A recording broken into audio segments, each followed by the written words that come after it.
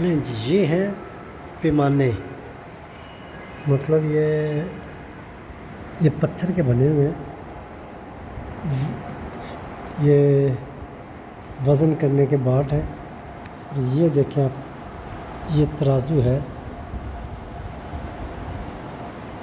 और ये साथ उसके बाट थे।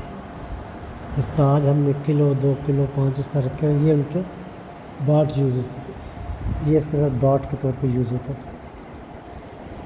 ये भी सब बाट है इसके। ये बाट है।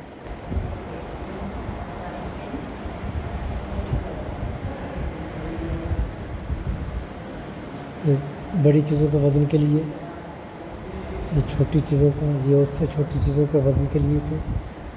ये भी उन्होंने वज़न के लिए थे। तराजू वही है जैसे कि हमारे यहाँ यूज़ हो रहा है आजकल।